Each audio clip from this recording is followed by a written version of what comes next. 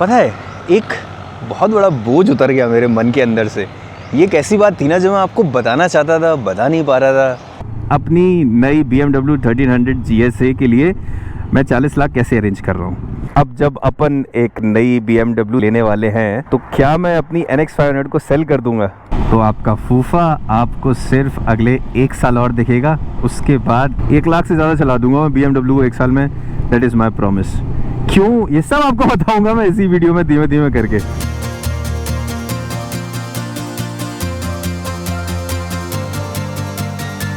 Good morning everyone, स्वागत है आपका एक और नए व्लॉग में। इट्स योर फेवरेट फूफा हियर। अपनी तबीयत अब ठीक हो चुकी है।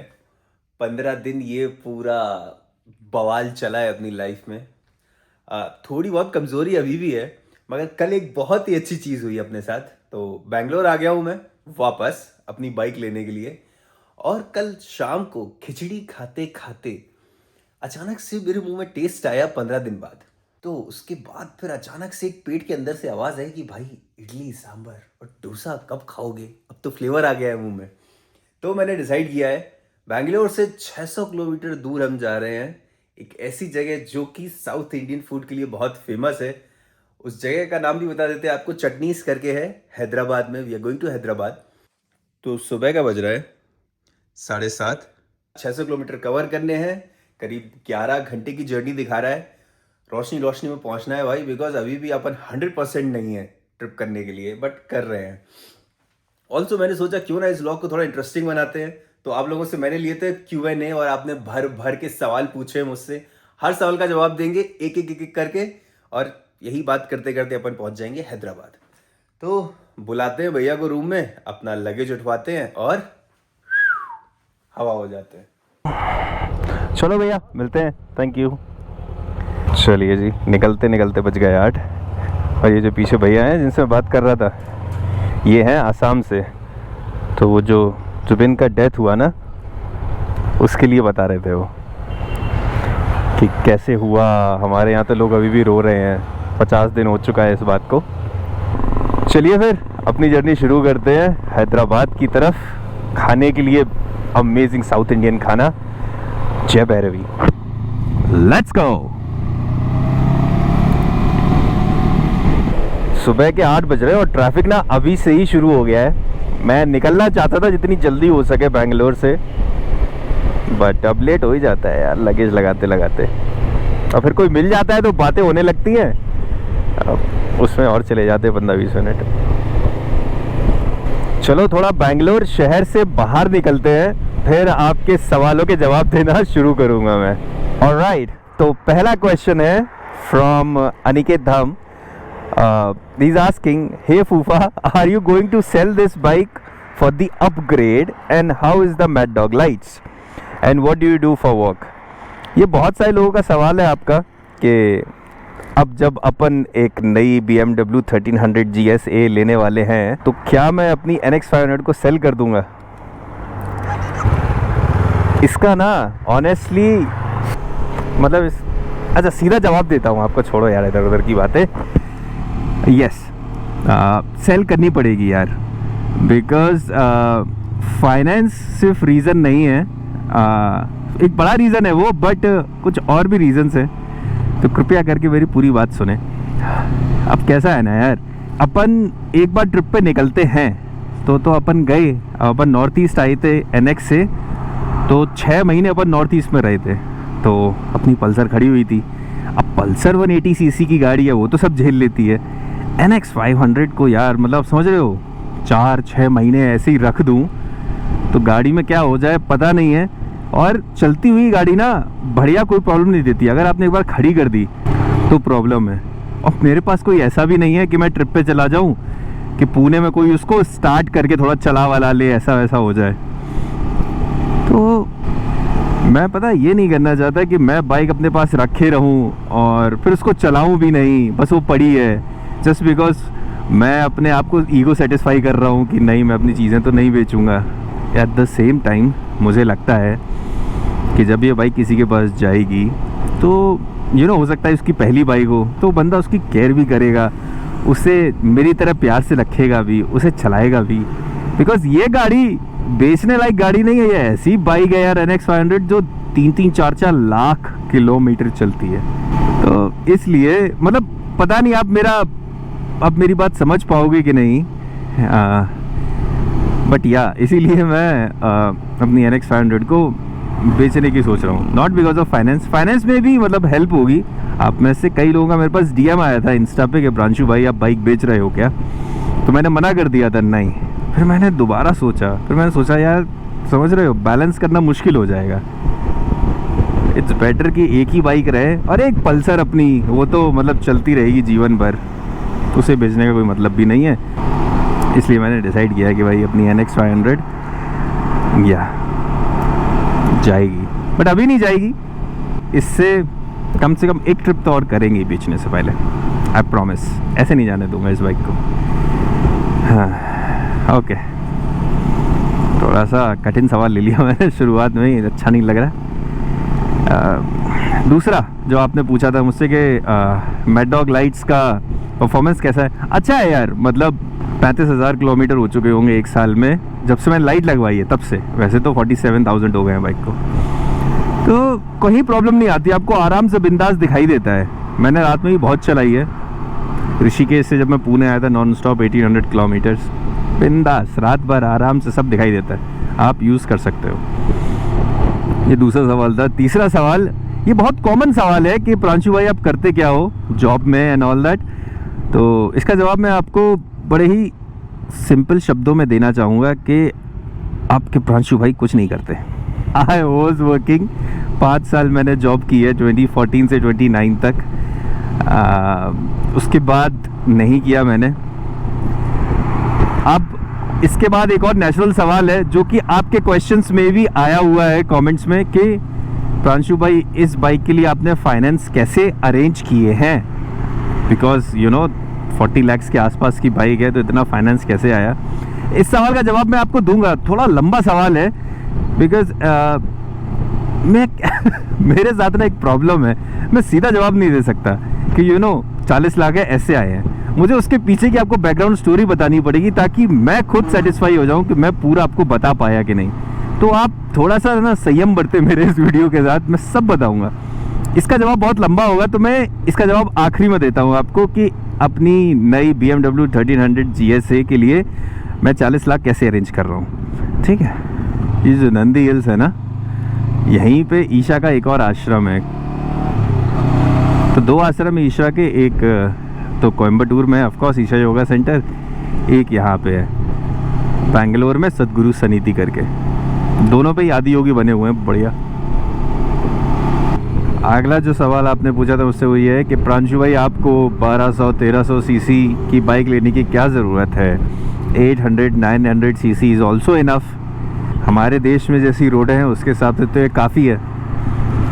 तो इसका जवाब एक्चुअल में मेरे पास नहीं है यार। आई जस्ट फील कि जब लाइफ आपको, मतलब आपकी बात बिल्कुल सही है, 900 सीसी में भी मज़े आ सकते हैं, 500 सीसी में भी मज़े आ ही रहे हैं, मज़े में कोई कमी नहीं है। मगर मुझे लगता है कि जब आपको लाइफ अपॉर्चुनिटी देती है ना, तो आपको ले लेनी चाहिए। और मैं ये क्यों बात कर रहा हूँ अपॉर्चुनिटी की, आपको लग रहा होगा साले 40 लाख अपॉर्चुनिटी थोड़ी ना आती है, वो तो धीमे धीमे आते हैं। इस चीज़ का आंसर एकदम क्लियर हो जाएगा आपको जब मैं बताऊंगा कि मैं 40 लाख अरेंज कहाँ से कर रहा हूँ। ठीक है, एक जो मुझे बहुत ही स्ट्रॉन्ग रीज़न लगता है, ये एज एन इंडिविजुअल रीज़न है, ये कोई मतलब वो भी नहीं है कि यार ये तो होना ही चाहिए। आप इतना राइड करते हो, मतलब समझ रहे हो, 1-1.5 साल में मैंने 50,000 किलोमीटर चला दी है बाइक।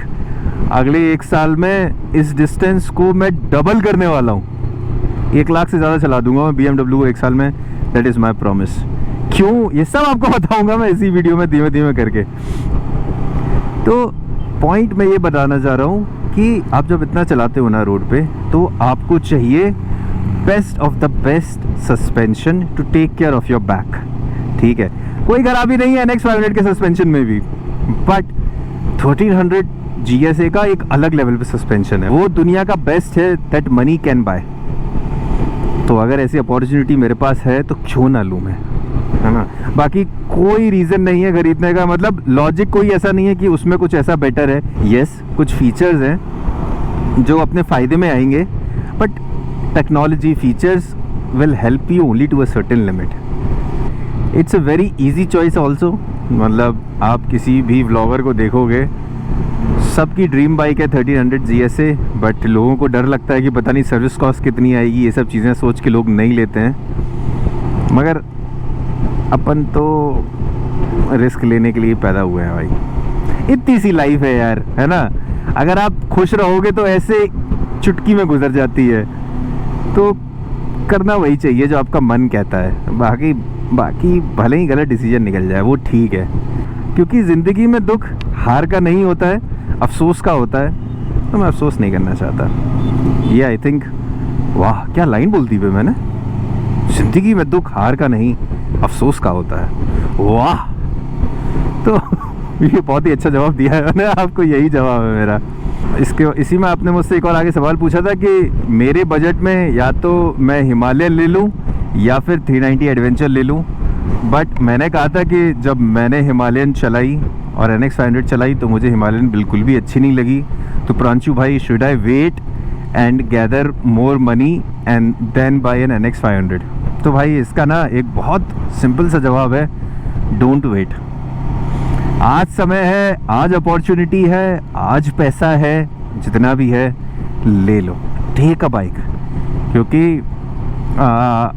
मैं ऐसा मान के चल रहा हूँ, आपने मुझे इन्फॉर्मेशन दी नहीं है, बट मान के चल रहा हूँ कि आपके पास 200 सीसी से ऊपर कोई बाइक नहीं है अभी, है ना। तो आप तभी 400-500 सीसी पे आने की कोशिश कर रहे हो, तो आपकी पहली बाइक होगी, तो आपको बहुत मज़ा आने वाला है। मेरे पास एक ऑप्शन था कि मैं उतना स्पेंड कर सकता था, तो मैंने किया। बट आप उसका इंतज़ार मत करो, आपके पास अभी पैसा है, आप हिमालयन चला के देखो, 390 एडवेंचर चला के देखो, आपको जो अच्छी लगे। मेरे रिव्यू पे मत जाओ, किसी के रिव्यू पे मत जाओ, तुम टेस्ट राइड लो और फिर देखो तुम्हारे दिल में क्या अच्छा लग रहा है। NX 500 भी चला के देखो, बट उसके लिए वेट करना because it's double the price, वो सही नहीं है। KTM या रॉयल एनफील्ड दोनों चला के देखो, उसके बाद थोड़े पैसे तुम्हें लगेंगे राइडिंग गियर्स और अच्छे हेलमेट क्वालिटी गियर्स के, उस चीज़ पे भी पैसा खर्च करो और रोड पे निकलो। रोड पे निकलना इम्पॉर्टेंट है, ना कि घर पे बैठ के पैसे का आने का इंतज़ार करना। समझ रहे हो भाई मेरी बात? ये था अगला सवाल। अब थोड़ा और दूर चल के तीसरा सवाल लेंगे।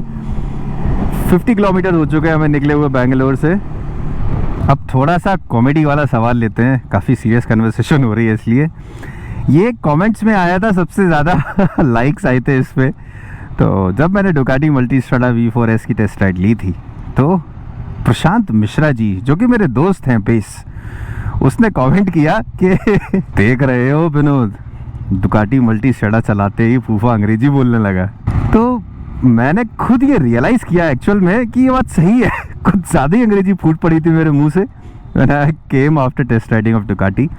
तो मैंने इस बारे में सोचा कि क्यों हुआ, एंड देन आई रियलाइज क्या होता है ना, कॉन्फिडेंस तो बहुत है अपने में, कोई कमी नहीं है, मगर अंदर ही अंदर आप थोड़े से इंटिमिडेट तो हो ही जाते हो ना। आप डुकाटी जा रहे हो, ज़िंदगी में कभी सोचा नहीं था, ज़िंदगी तो बहुत लंबी हो गई, 1.5 साल पहले ही कभी नहीं सोचा था कि एक ऐसा मौका भी आएगा जब मैं डुकाटी मल्टीस्ट्राडा की टेस्ट राइड लेने जाऊंगा, खरीदने की भी सोचूंगा। फिर भी गया तो मैं फुल चौड़ में, मगर वो अंदर आप थोड़ा सा फील करते हो। तो वो जो चीज़ थी ना, ऐसा नहीं उन्होंने बिल्कुल भी फील कराया। These guys were so humble, मतलब बात करने में, समझाने में। That's why I was able to ask them questions. मैंने कहा अपने सर्विस मैनेजर को बुलाओ, अपने पार्ट्स अवेलेबिलिटी कैसी है, डिलीवरी, मतलब मैंने अपने मन के सारे सवाल पूछे because I felt welcome in Ducati. But खुद में ही आप थोड़ा सा फील करते हो ना, it's such a big brand, मतलब it's a dream type thing. तो इसलिए थोड़ा सा सीन हो गया अपने साथ, अंग्रेजी फूट पड़ी अपने मुंह से, अदरवाइज कोई रीज़न नहीं है। ठीक है। हाँ, इतना ट्रैफिक था भाई उस रास्ते पे। चलो थोड़ा और आगे चलते हैं, फिर लेते हैं अगला सवाल।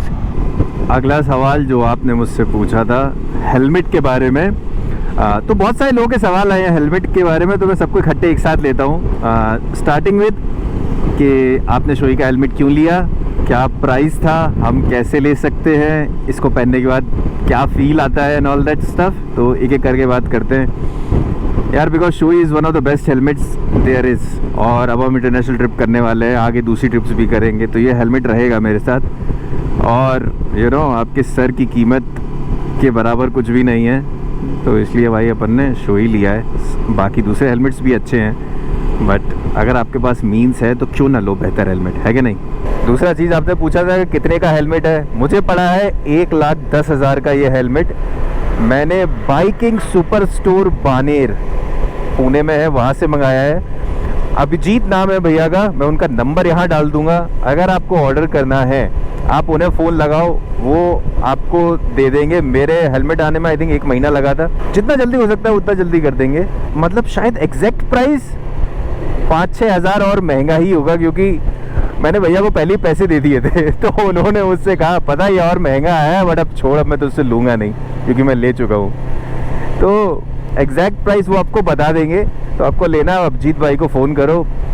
मस्त बंदे हैं यार वो। मतलब आपको किसी भी ब्रांड के बारे में, बिगर बाइक्स, स्मॉलर बाइक्स, आपको कोई भी एक्सेसरी चाहिए पूरे इंडिया में अगर कहीं नहीं मिलेगी आपको, अभिजीत भाई के पास मिल जाएगी। ये रहा उनका नंबर, परेशान करो उन्हें बिंदास, ठीक है। कह देना घुमक्कर फूफा का दोस्त हूँ मैं तो पहचान जाएंगे वो आपको, ठीक है। ये हो गया परचेज का। अगला सवाल जो आपने मुझसे पूछा था कि 120 kmph के आसपास विंड नॉइस आती है क्या, तो इसका जवाब ये है, एकदम से भाई नॉइस कैंसिलेशन हो जाता है। आपको विंड नॉइस बिल्कुल भी फील नहीं होती है। बट मैं एक चीज़ बोलूँगा, ये हेलमेट हैवी है। 1750 ग्राम्स का ये हेलमेट। आप नॉर्मल एक्सॉर का LS2 के हेलमेट लोगे, ये सारे 1400 से 1500 ग्राम के आते हैं, तो ये 250-300 ग्राम एक्स्ट्रा है। अब इसके ऊपर गोप्रो टिका के तो भाई है 2 किलो पहुंच जाता है। ऑल्सो जब आप ऑनलाइन ऑर्डर कर रहे हो तो आपका हेड साइज बहुत मैटर करता है, तो मेक श्योर अगर आप अभिजीत भाई से ले रहे हो तो कोई प्रॉब्लम नहीं होगी, वो आपको सही साइज ही दिलाएंगे। बल्कि उनके पास खुद भी है शोई का नियोटेक, तो उनका हेलमेट तुरंत टांग लेना सर पे और कह देना ठीक है। ओह ये रहा, देखो ये बता रहा था मैं, ईशा का दूसरा आश्रम सदगुरु सनिधि, यहाँ से अंदर जाके। वाह, गया हूँ मैं यहाँ पे आज से आई थिंक 2 साल पहले आया था मैं, जब आदि योगी की स्थापना हुई थी। खैर अब हम बात कर रहे थे हेलमेट की बाकी 8-9 कलर आते हैं इसमें, आप जो बताओगे अभिजीत भाई ऑर्डर कर देंगे आपके लिए। क्या चल क्या रहा है भाई, ना इधर से जा रहा ना यहाँ से जा रहा।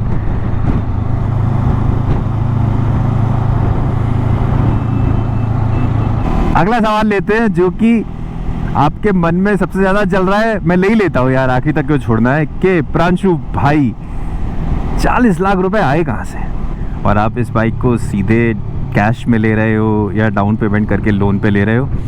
तो उसका जवाब मैं आपको देता हूँ। थोड़ा लंबा आंसर है ना, तो प्लीज़ इरिटेट ना हो, ध्यान से सुने, ठीक है।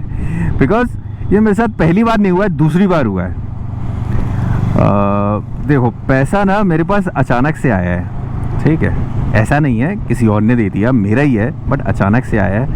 पहली बार जब वो पैसा आया था मेरे पास अचानक से, ओके आपको स्टोरी बतानी ही पड़ेगी, समझ में नहीं आएगी। ओके 2014 में आई वॉज कैंपस प्लेस्ड, ठीक है, मैं MBA कर रहा था। 2013 से 2015 मैंने MBA किया है। 2014 में आपका भाई पहले साल के बाद ही प्लेस हो गया था, बढ़िया। तो नौकरी करी मैंने 5 साल, अच्छा खासा पैसा कमाया, ठीक है। I was in sales, I was doing मतलब अबव एवरेज। 1 साल आई डिड एक्सीलेंट, जिसमें मैंने बहुत पैसा खींच दिया। मेरा काम अब थोड़ा अलग था, आप ऐसे समझो हमारा इंसेंटिव होता था 17% ऑफ द रेवेन्यू, और मैंने कंपनी की हिस्ट्री का 2nd सबसे बड़ा बिजनेस लेके आया था। तो सोचो उन्होंने बहुत पैसा दिया था मुझे, वो सारा पैसा मैंने 2 साल में ही उड़ा दिया, ठीक है। आप समझो कि मैं जॉब कर रहा था, अच्छी पेइंग सैलरी, उसके ऊपर से जितनी मेरी सैलरी थी उतने ही मैं अलाउंसेस भी ले लेता था, उसके ऊपर से इंसेंटिव। मतलब आप समझ रहे हो, इतने पैसे के बाद भी ज़िंदगी क्रेडिट कार्ड पे चल रही है, क्रेडिट कार्ड भी मैक्सड आउट हो रखा है। तो उस समय मेरी एज होगी करीब 25-26, और हर रोज़ मेरे दिमाग में यही ख्याल आता था, मैं क्या कर रहा हूँ यार। इतना स्ट्रेस था ना, पैसा बहुत था काम का, मगर इतना ज़्यादा स्ट्रेस था सेल्स में कि ऐसा लगता था कोई गला दबा रहा है आपका बैठ के। बट ये सारी चीज़ें ना, अपना काम अच्छा ना लगना मगर फिर भी करते रहना, ये हम सभी करते हैं। इसमें मैं क्या नया कर रहा था, मैंने यही सोचा तो मैं चुपचाप करता रहा। फिर मैंने दूसरे लोगों को देखा कि एटलीस्ट सैटरडे संडे को तो ये सब भूल जाते हैं, प्रेशर एंड ऑल, पार्टी करते हैं, एंजॉय करते हैं। मैं पार्टी भी कर रहा था मगर मैं एंजॉय नहीं कर पा रहा था यार। मैं बैठे बैठे यही सोचता रहता था कि अब मंडे को ये होना है, वेडनेसडे को ये होना है, फिर रिव्यू है, हफ्ते में 2-3 रिव्यू। कंपनी को दोष नहीं दे रहा हूँ मैं जिसमें मैं काम करता था, वो कल्चर ही ऐसा है सेल्स का यार, तुम्हें इतना इंसेंटिव दे रहे हैं तो तुम्हारा गला तो दबाएंगे ही। तो फिर मैंने डिसाइड किया यार मैं ऐसे ज़िंदगी नहीं जी पाऊँगा ना, बिना बात के अपनी ज़िंदगी को 40 साल का बना लूँगा, समझ रहे हो, इतने प्रेशर में जी के। फिर मैंने सोचा अब क्या करें, तो मैंने डिसाइड किया कि भाई जॉब छोड़ देते हैं, मैं नहीं कर पाऊँगा, कोई दूसरी नौकरी ढूंढ लेंगे आगे जब समय आएगा, मैं नहीं कर पाऊँगा। 2019 में मैंने अपनी जॉब छोड़ दी विदाउट कोई दूसरे सहारे के कि मैं दूसरा इंटरव्यू भी दे रहा हूँ। मैंने कहा नहीं, और मैं चला गया कोयम्बटूर ईशा आश्रम में।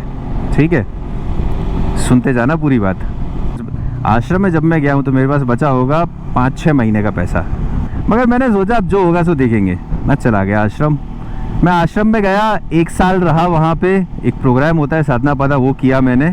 उसके बाद तुरंत कोविड आ गया, तो इस तरह मेरे 3 साल आश्रम में गए हैं। ठीक है, मैं आश्रम का फुल टाइम वॉलंटियर नहीं बना था। Full time volunteer in the sense होता है कि आप डिसाइड कर लेते हो आप यहीं रहोगे लाइफ टाइम। मैं नहीं बना था, बट मैं सोच रहा था ऐसा करूँगा। ये सब चल रहा था मेरे दिमाग में। 3 साल हो चुके थे। Now comes end of 2022। मैंने मन बना लिया कि मैं अब आश्रम फुल टाइम के लिए जा रहा हूँ। मैं सब छोड़ छाड़ के निकला आश्रम के लिए। मुझे बहुत अच्छा लगता था। पहली बार मुझे ज़िंदगी में एहसास हुआ कि साला इतना पैसा तो चाहिए ही नहीं है जीने के लिए जितने पैसे के लिए मैं पीछे भाग रहा हूँ। आप समझ रहे हो? उस 3 लाख रुपए को मैंने 3 साल में करीब 7.5-8 लाख कर दिया था।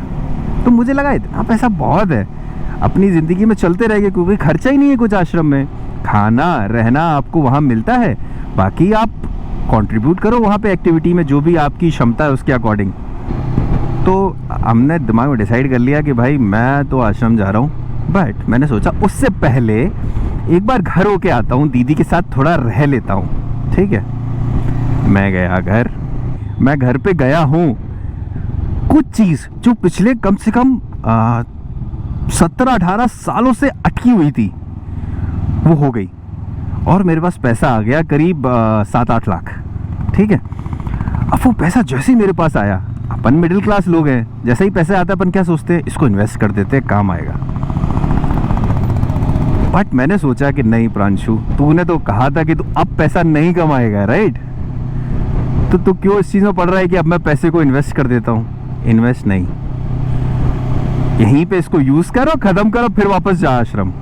तो मैंने सोचा क्या करूँ, तब मैंने ली होंडा NX 500 7.25 लाख की।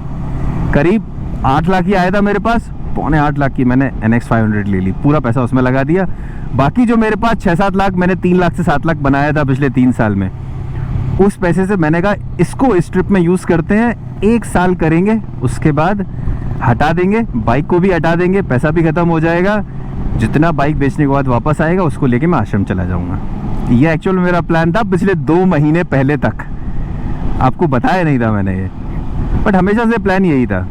इन्हीं सब के बीच में कुछ ऐसा हो गया, आप लोगों से रिश्ता इतना अच्छा बन गया कि किसी ने मुझे इंस्टाग्राम पे मैसेज किया कि I want to support you.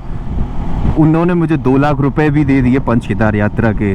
Then किसी ने मुझे 1 लाख रुपए दे दिया ड्रोन का। तो मुझे लगा यार क्या बात है। तो थोड़ी सी अपनी जर्नी एक्सटेंड हो गई, 1 साल से आज करीब 1.5 साल होने को आ गया, बट अब पैसा ख़त्म हो रहा है। तो मैंने आश्रम में बात भी कर ली थी कि अपन जा रहे हैं जनवरी के आसपास। मैं सोचा था आखिरी में आपको बताऊंगा, बट फिर से कुछ ऐसा हुआ है कि अब आप समझ जाओ क्या ही हुआ होगा। इंडिया में इतना पैसा कैसे आ सकता है? कुछ फंसी हुई थी परिवार वाली चीज़ जो कि हो गई है, तो पैसा आ गया है मेरे पास। ठीक है, और फिर से मेरा मिडिल क्लास माइंड मुझसे कह रहा था जैसे ही पैसा आया कि प्रांशु देख, पिछली बार तो 8 लाख आया था, तूने खर्च कर दिया, अब ये जो अमाउंट आया है इसको रख ले, इससे आराम से ज़िंदगी निकल सकती है तेरी। ये 2 चीज़ें जो हुई, जिससे NX 500 आई और जिससे कल अपनी BMW 1300 GS भी आएगी। ये फिर भी ऐसी थी कि ये है बट ये हो नहीं पा रहा है टाइप। अब इसके बाद कोई ऑप्शन ही नहीं है कि कहीं से कुछ आ जाएगा, तो this will be the end. तो मुझे 2-3 दिन लगे समझने में, and then again I told myself कि नहीं, तुमने कहा था कि तुम पैसे अपने पास नहीं रखोगे तो नहीं रखोगे। तो अब क्या करें? Let's by another bike and ride it for 1 more year। उसके बाद बाइक हटा देंगे, जो पैसा आएगा उसको लेके वापस आश्रम चले जाएंगे। ये बात है। तो आपका फूफा आपको सिर्फ अगले 1 साल और दिखेगा, उसके बाद इंस्टाग्राम से, यूट्यूब से मैं गायब हो जाऊंगा, मैं चला जाऊंगा वापस आश्रम। ठीक है, इस तरह से मेरे पास पैसा आया है BMW 1300 GS खरीदने के लिए। मैं कोई छोटी बाइक भी ले सकता था बट मैं नहीं लेना चाहता। मैं पैसे को अपने पास रखूंगा ही नहीं। ये मैं एक ऐसी चीज़ बता रहा हूँ ना आपको कि भाई प्लीज़ प्लीज़ इसको फॉलो करने की बिल्कुल ज़रूरत नहीं है। मैं ज़िंदगी को ऐसे ही जीने लगा हूँ। जब से मुझे वो रस मिला है इस चीज़ में, जब से मैं आश्रम गया हूँ, एक अलग ही रस आ गया है ज़िंदगी में।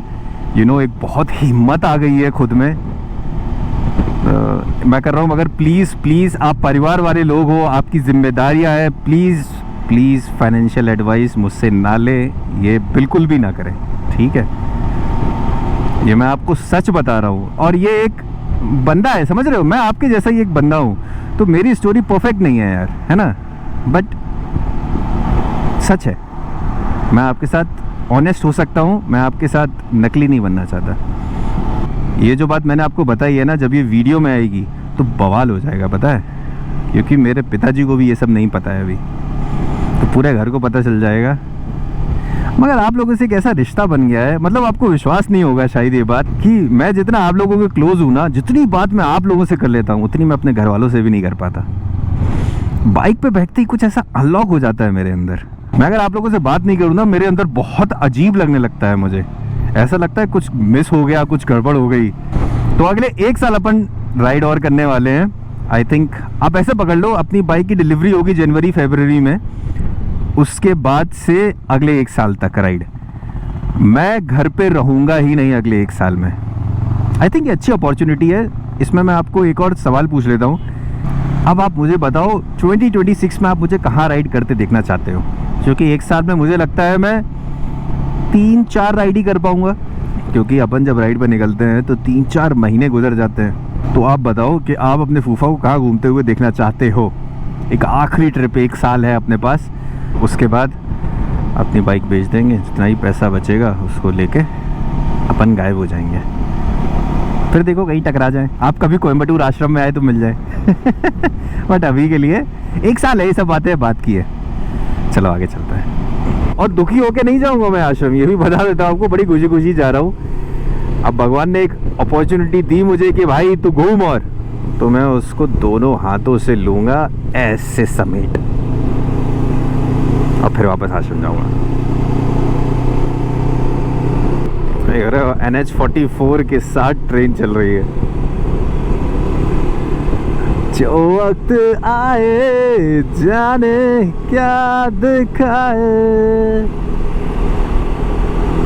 रेस लगाएं 004 115। ये ट्रेन 100 या 105 किलोमीटर पर आवर की स्पीड पे चल रही है, और हम इसको क्रॉस करते हुए आगे बढ़ रहे हैं। और नेशनल हाईवे पे लोग तो क्रॉस करते ही रहते हैं, बंदर महाराज भी क्रॉस करते हैं। चाय पिए यार, आओ चाय पीते हैं यार, रुको यार। अका 1 टी चाय एक। या सो ये अपना पहला ब्रेक, करीब 200 किलोमीटर का चलाने के बाद अपन ने ब्रेक लिया है। मैंने सोचा कि इट्स इम्पॉर्टेंट कि आप लोगों को शायद लग रहा हो कि क्या हो गया प्रांशु भाई, मतलब क्यों छोड़ने की ज़रूरत है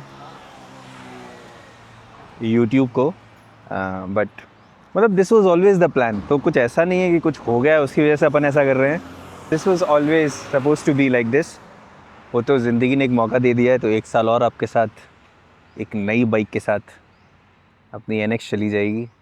बट उससे पहले अपन एक ट्रिप करेंगे बढ़िया वाली, उसके बाद NX जाएगी। हाँ, चाय इज़ गुड। ये देखना, ये जो आपको क्रैश बार बैग दिख रहा है, इसमें अपना सारा कचरा भरा हुआ है। मतलब जो भी बीमारी के कपड़े थे ना, वो सारे इसमें है। इस वाले क्रैश बार बैग्स में सारा बाइक का सामान है, चेन ल्यूब बाकी वगैरह वगैरह। इसमें अपना पासपोर्ट वाला सारा सामान है, कपड़े हैं, और इसमें अपना लैपटॉप और ड्रोन है। पता है, एक बहुत बड़ा बोझ उतर गया मेरे मन के अंदर से। ये एक ऐसी बात थी ना जो मैं आपको बताना चाहता था, बता नहीं पा रहा था। और पता है, आपके माध्यम से पूरे घर वालों को भी पता चल जाएगी, तो उन्हें भी मैं नहीं बता पा रहा था। तो एक तीर से 2 निशाने और इतनी आसानी से हो गया, बिकॉज मैं बाइक चलाता हूँ तो समाव मेरे अंदर से बातें निकल जाती हैं। तो बहुत हल्का लग रहा है भाई सच में आज।